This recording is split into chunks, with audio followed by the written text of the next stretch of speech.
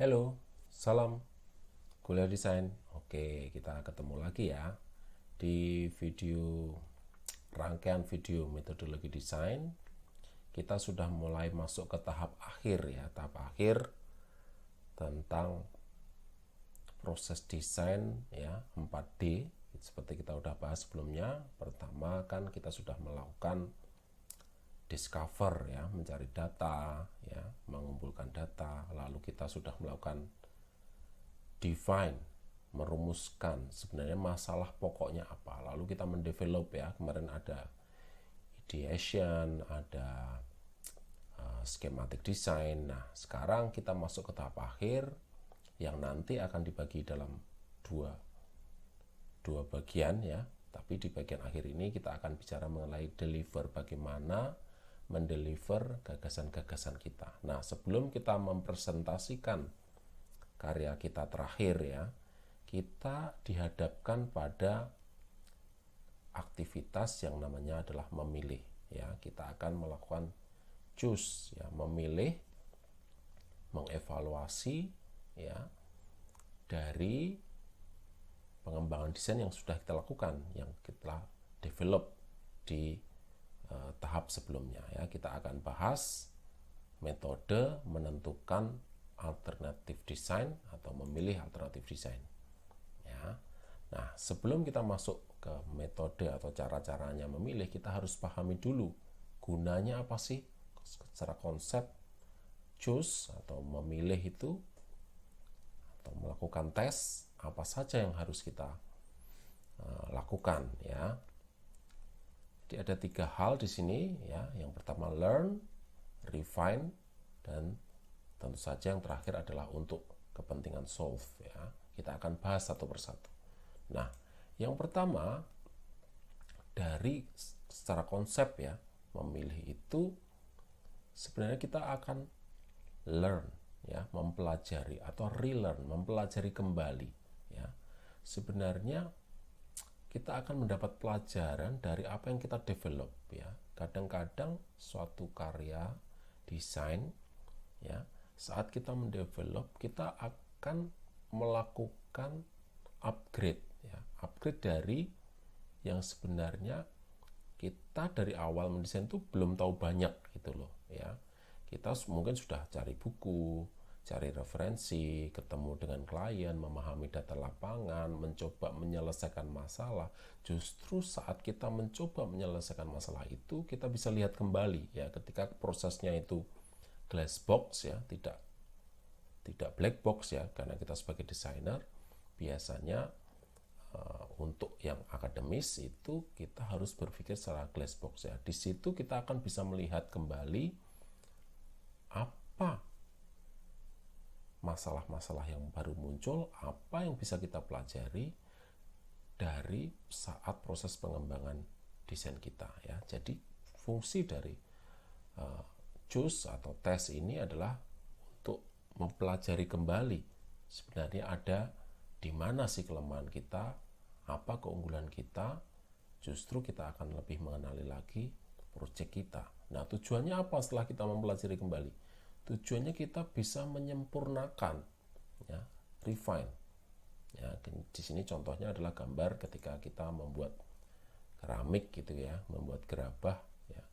Kita akan berputar-putar ya untuk menghaluskan kembali, merefine, menyempurnakan ya. Setelah kita mempelajari, kita bisa menyempurnakan dari proyek kita ini. Nah, lalu tentu saja bagian akhir ya, setelah kita learn, kita refine, kita akan, nah ini dialah solusinya, itu bisa saja ketemu di tengah jalan ini ya. Jadi dari ide awal yang masih sangat mentah, yang mungkin idenya kita anggap luar biasa, ternyata pada saat develop kita menemukan satu masalah-masalah baru, kita menemukan solusi-solusi baru. Nah, di sini ada aha moment ya. Tujuan dari kita memilih ini adalah terakhirnya tentu saja adalah solving the problem. Oke ya, di situ adalah konsepnya. Nah, kita bisa lanjut setelah kita paham konsepnya, ada 3 tadi ya, learn, lalu refine, Dan juga untuk solve, kita lanjut ke ini yang paling penting sebenarnya. Lalu apa yang bisa kita gunakan untuk memilih suatu alternatif desainnya? Kita sudah mengembangkan sangat banyak sekali apa yang bisa kita kembangkan, dari mulai layoutnya kalau di project interior ya, aktivitasnya kita ubah, sirkulasinya kita ubah, kita akan memilih dengan cara apa ya, kriteria apa yang akan kita gunakan ya. Kita akan menggunakan beberapa kriteria ya. Kalau ini menurut Francis de Kaching ada 4 kriteria yang bisa kita gunakan. Yang pertama function and purpose, kedua utility, economy and sustainability, ketiga form and style, dan keempat image dan meaning ya. Seiring perkembangan zaman ini sebenarnya bisa bergeser ya. Di buku Francis de Kaching yang lama saat zaman saya kuliah dulu, nomor 2 itu seingat saya cuma ekonomi aja gitu ya. Ternyata ini perkembangan zaman ditambahi, dari selain faktor ekonomi ada faktor utility, ada faktor sustainability ya. Kita akan coba bahas satu persatu. Kriteria apa yang pertama bisa kita gunakan untuk memilih alternatif desain kita ya. Tentu saja pertama adalah fungsi ya, karena desain itu kan prinsipnya adalah form follows function ya, form follow function.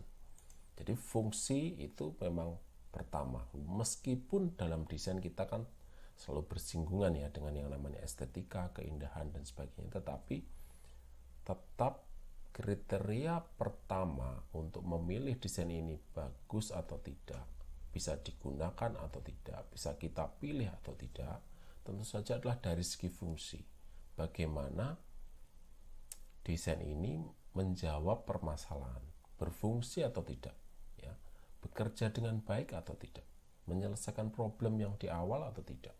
Itu nomor 1 ya. Jadi secara fungsi dan kegunaan ini yang akan kita gunakan secara kriteria pertama yang akan kita gunakan. Nah, yang kedua adalah kriteria secara utility, ekonomi, dan sustainability ya. Setelah berfungsi, kira-kira secara ekonomi bagaimana? Bagaimana perawatannya? Apakah membutuhkan biaya yang mahal? Apakah sesuai dengan budget ya? Apakah ramah lingkungan?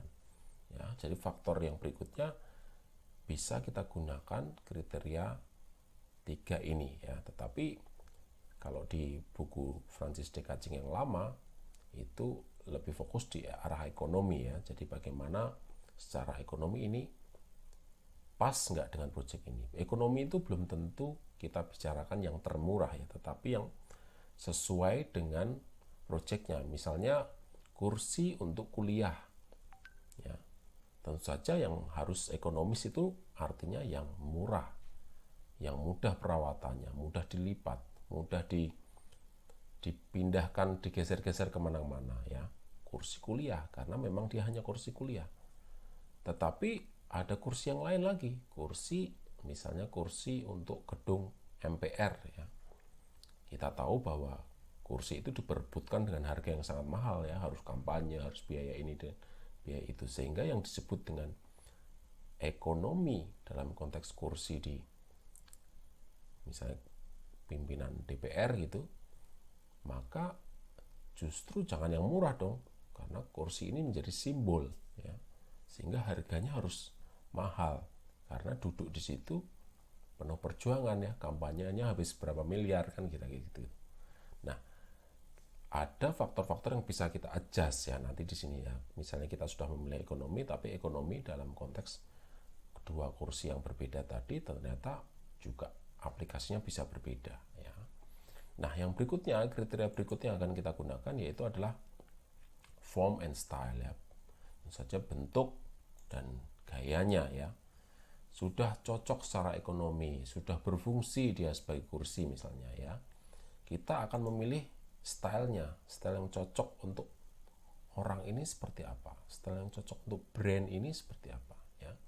Kita juga bisa menyesuaikan, misalnya sama-sama mahal, sama-sama berfungsi dengan baik, tapi kan setiap orang punya style yang berbeda. Oh, ini direktur bank, cocoknya stylenya yang simple, minimalis misalnya seperti itu. Tapi dia yang satunya lagi pengacara. Nah, pengacara karena pergaulan teman-temannya lebih suka yang klasik. Sama-sama produk mahal ini misalnya ya, tetapi form dan style akan mempengaruhi bagaimana kita memilih juga ya.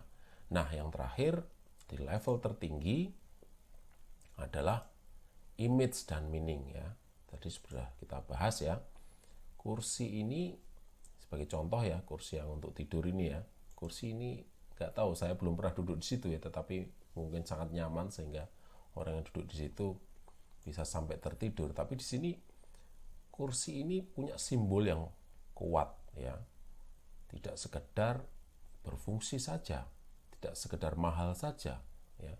Tidak sekedar memiliki gaya tertentu, tapi dia memiliki makna yang kuat ya, makna simbol kekuasaan dan sebagainya ya. Kita bisa gunakan ya, apakah sudah bisa menyimbolkan kekuasaan ya, karena perjuangan untuk mendapatkan kursi itu berdarah-darah misalnya ya. Jadi ini contoh saja untuk kita bagaimana memilih suatu alternatif desain secara citra, secara image ya. Ini contoh kebetulan di kursi dan dunia politik ya. Tapi kita bisa ambil contoh yang lain, misalnya toko ya, kita lagi merancang toko Uniqlo misalnya ya, toko fashion dari brand Jepang ya. Otomatis ada image tertentu yang mau dibawa sana ya. Kalau saya lihat di sana kan pasti desainnya itu simple, polos, ala-ala Jepang ya, tetapi Jepangnya bukan Jepang yang tradisional, bukan Jepang yang tradisional, tapi Jepang yang urban stylenya. Nah, di situ kan ada image tertentu yang mau disampaikan kepada konsumennya. Ketika kita mendesain image itu tidak dapat ya, bahwa di situ tuh comfort ya, pakai bahan-bahan yang nyaman dan sebagainya. Nah, ketika kita mengajukan suatu desain misalnya walaupun bagus ya, dengan image yang lain, image yang berbeda ya, image yang misalnya lebih rebel, yang lebih atau lebih glamor misalnya, tentu saja tidak cocok ya dengan konsep yang simple, urban, Japan misalnya. Nah, jadi kita perlu menentukan image seperti apa yang cocok untuk karya kita ini, untuk project kita ini ya. Nah, yang berikutnya kita masuk ke metodenya ya. Metode memilihnya. Ada banyak sekali nih metode memilihnya ya. Kita akan bahas satu persatu ya. Jadi kita sudah bahas secara konsep, lalu kriteria apa yang digunakan, lalu metodenya seperti apa. Ya. Kita akan bahas cara memilih the best option-nya itu dengan cara apa ya. Nah, metode yang pertama yang paling lazim digunakan para desainer ya, kita bisa menggunakan metode A/B testing. Ya, metode A/B testing ini membandingkan secara utuh gitu ya, alternatif 1 dan alternatif 2 benar-benar dijejerin gini ya, dijejerin dua-dua ini di bersebelahan. Lalu kita pasang kriteria yang tadi ya, ada 4 kriteria: function, utility, form, lalu yang terakhir image. Nah, kita bisa pakai poin nih, misalnya di sini sebagai contoh Apple iPhone 12 Pro Max ya lawan Xiaomi 10 Ultra. Nah, kira-kira secara bersebelahan gini, secara A/B testing kita bisa lihat ya, secara fungsi. Oh, misalnya poinnya 4, sama aja lah, dua-duanya juga handphone, bisa buat motret, bisa buat thread. Secara fungsi saya yakin sama persis ya, tidak ada bedanya dua brand ini. Tetapi secara ekonomi, tentu saja Xiaomi lebih unggul, lebih murah misalnya ya. Xiaomi lebih murah, iPhone lebih mahal. Nah, sekarang secara form and style, secara form and style Misalnya iPhone lebih tinggi sedikit. Nah, yang terakhir secara image dan meaning, tentu saja iPhone lebih unggul lebih jauh. Nah, sekarang balik lagi ke kliennya. Ya, klien yang akan menggunakan ini atau user yang akan menggunakan ini, dia lebih mementingkan mana? Mementingkan image atau mementingkan ekonomi, utility. Nah, di situ akan sangat tergantung ya. Makanya desain itu sebenarnya tidak ada yang benar dan salah, tetapi appropriateness. Jadi yang paling appropriate, yang paling appropriate itu bahasa Indonesia apa? Yang berkesesuaian, yang paling cocok saat itu ya, dalam waktu tertentu dengan user atau klien kita ya. Jadi nanti setiap project kita bisa kita gunakan pakai A/B testing ini. Nah, yang berikutnya tadi kan sudah lazim ya, masuk desain interior biasanya sering menggunakan metode ini ya dalam tugas akhir, dalam project-project ini sering digunakan. Bisa kita tanyakan sendiri ke desainer, bisa kita tanyakan langsung juga kepada klien kita ya.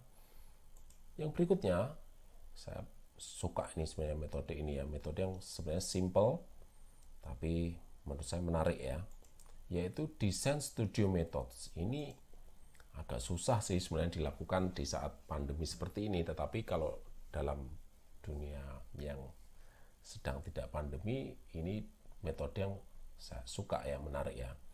Jadi dalam Design Studio Methods ada 3 langkah ya yang akan dilakukan ya. Yang pertama sketch, pitch ya, kedua pitch, presentasikan, ketiga kritik ya. Jadi dia modelnya mengalir gitu, berputar ya. Jadi kita mendesain, kita coba presentasikan, bagaimana cara mengevaluasi, cara memilihnya kita presentasikan kepada teman kita di studio, satu kelompok, kita dapatkan kritik ya, dapatkan kritik, oh ini kurang ini, kurang ini, kurang ini, kurang ini, jangan yang ini, jangan yang ini. Itu dari diskusi di dalam studio kita. Nah, lalu ulangi lagi, kita perbaiki lagi, kita pitch lagi, kita kritik lagi. Nah, di situ suatu proses yang menurut saya simple tapi sebenarnya mengurangi beban pikiran. Kadang desainer itu mengerjakan sesuatu itu dia overthinking gitu ya, memikirkan hal-hal yang mungkin ternyata menurut teman kita, menurut sesama desainer yang lain itu tidak perlu dipikirkan gitu, karena klien memiliki pertimbangan yang berbeda, misalnya dia punya pertimbangan yang lain lagi. Jadi sesuatu yang kita pikirkan ketika kita lempar ke teman studio kita, mungkin justru jawaban itu akan lebih mudah kita dapatkan. Nah, dengan Design Studio Methods yang langkahnya cuma 3, sketch, pitch, and kritik, beban pikiran ini kita tumpahkan ya, kita tumpahkan ke dalam suatu diskusi dalam kelompok. Jadi tidak kita pendam sendiri sebagai desainer. Ini akan meringankan beban sehingga kita fokus di kreativitas. Masalah pemilihan itu diserahkan kepada tim. Ya, tim ini, tim kolaborasi ini yang akan menentukan mana yang terbaik untuk bisa diperbaiki lagi sebagai bahan learn dan juga solve the problem ya. Nah, yang berikutnya, kalau tadi di grup diskusinya adalah dengan teman di studio, sekarang kita akan masuk ke FGD. Ini juga terkenal ya. Kita hampir sama dengan studio methods tadi, tetapi ini mungkin bisa melibatkan yang di luar studio desain kita ya. Jadi bisa melibatkan stakeholders ya. Ada pemerintah, misalnya proyeknya itu berkaitan dengan pemerintah, berkaitan dengan praktisi yang bidang lain. Misalnya kita mengerjakan proyek untuk rumah sakit misalnya. Berarti kan mungkin dari kacamata perawat seperti apa, dari kacamata dokter seperti apa, dari kacamata pasien seperti apa. Jadi ini bisa kita pilih fokusnya, fokus untuk pelayanan di rumah sakit misalnya, berarti melibatkan tenaga medis, melibatkan perawat, melibatkan dokter, melibatkan pasien. Nah, dari situ kita bisa dapat masukan untuk memilih alternatif mana yang baik, yang lebih baik, yang bisa kita gunakan untuk memperbaiki atau memilih alternatif desain yang terbaik. Nah, yang berikutnya, kalau tadi kita gunakan studio, kita pilih sendiri, kita gunakan studio, kita gunakan stakeholder yang lain. Ada cara lain menggunakan simulasi, ya. Jadi desain ini tidak dipilih berdasarkan pertimbangan pikiran, tetapi dipraktekkan, disimulasikan. Ya, simulasi ada dua macam ya, simulasi langsung. Di desain itu kita simulasikan 1:1, lalu kita coba melibatkan banyak orang ya pakai eksperimen. Tapi ada juga sekarang simulasi itu dengan software komputer ya. Misalnya software untuk mengatur antrian ya. Misalnya ini contoh ya, mengatur antrian di bandara misalnya, atau di ruang kantor pelayanan di sebuah bank misalnya. Ini sebenarnya sekarang ada softwarenya ya, software seperti AnyLogic dan sebagainya. Itu bisa digunakan untuk mengatur layout mana, untuk menentukan layout mana yang terbaik, yang sirkulasinya paling lancar, yang tidak macet misalnya ya. Jadi kita bisa memilih menggunakan satu simulasi ya dengan komputer.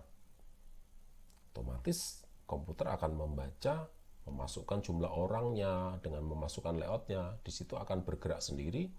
Ketika biru berarti lancar, hijau sedang, kuning mulai lebih padat lagi, orange, merah itu benar-benar padat. Kalau padat berarti kita ada kesimpulan desain yang bisa kita ambil. Misalnya harus menambah jumlah meja kasirnya, misalnya kalau itu tempat penjualan ya. Kalau di bandara misalnya menambah loket pelayanan paspor misalnya. Kira-kira seperti itu. Jadi dengan aplikasi kita juga bisa menentukan pilihan ya. Nah, yang berikutnya juga tak kalah penting ya, yaitu dengan user questionnaire ya.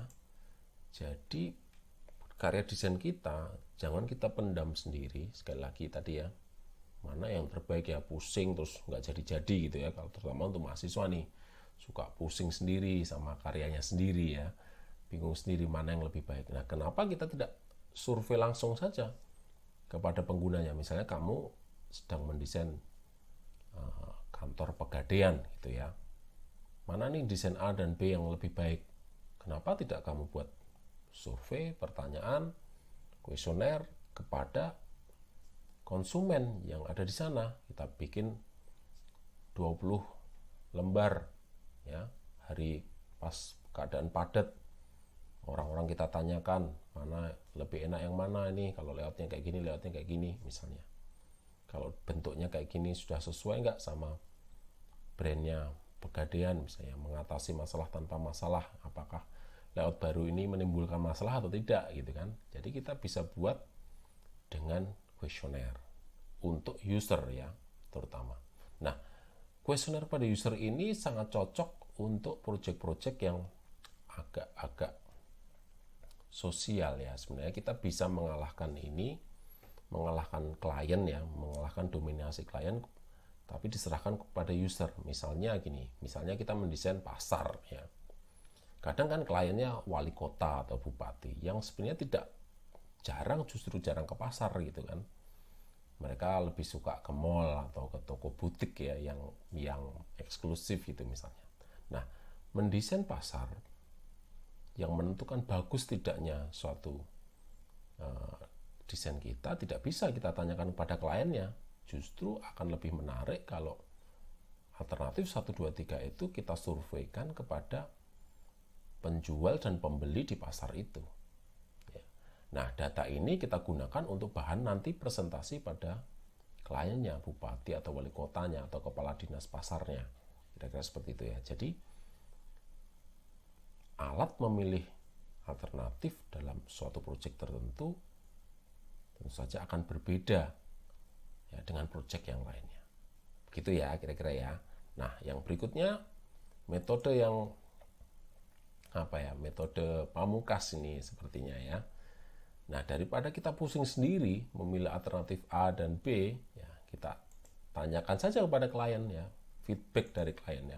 Di gambar ini sengaja saya tampilkan gambar yang menarik ya, yang dirasakan para desainer ini. Kadang-kadang klien memang menonjok kita ya, karena dia yang pesan, dia yang punya uang, lalu karya kita dengan mudahnya dipatahkan, kira-kira seperti itu. Tetapi bagaimanapun kan desain ini untuk klien ya, untuk dia yang membeli, dia yang membayar, dia yang menginisiasi proyek ini, sehingga ide kita memang ada unsur-unsur idealisme dan sebagainya, tetapi bagaimanapun kan ini pertemuan ya dengan klien, sehingga masukan dari klien akan sangat membantu dalam menentukan pilihan mana yang bisa digunakan dan mana yang tidak, kira-kira gitu ya. Begitu kira-kira berbagai metode dalam memilih alternatif desain. Sebenarnya ada banyak lagi, tetapi ini sebagian saja. Jadi setiap proyek memiliki masalahnya sendiri, memiliki potensinya sendiri, memiliki harapannya sendiri. Teman-teman nanti sebagai desainer bisa menentukan pilihan bagaimana cara memilih alternatif desain. Tetapi kata kunci terakhir yang menurut saya sangat harus dipegang ketika kita memilih alternatif adalah menghubungkan, yaitu mengcompare antara problem dan solution ya. Jadi alternatif yang kita pilih ini kalau kita tempelkan dengan problemnya, apakah benar-benar dia bisa menjawab problemnya ya. Solusi yang kita pilih ini harus benar-benar bisa menjawab problem. Itu yang terakhir dari saya ya. Kita bisa lanjut ke video berikutnya tentang bagaimana mendeliver setelah kita membuat keputusan penting ya, memilih alternatif desain. Nanti setelah ini kita akan mempresentasikan alternatif desain yang terpilih, bagaimana caranya di video yang berikutnya. Oke, sampai jumpa. Selamat membuat pilihan ya, gunakan metode-metode yang tadi sudah kita bahas ya. Salam kuliah desain.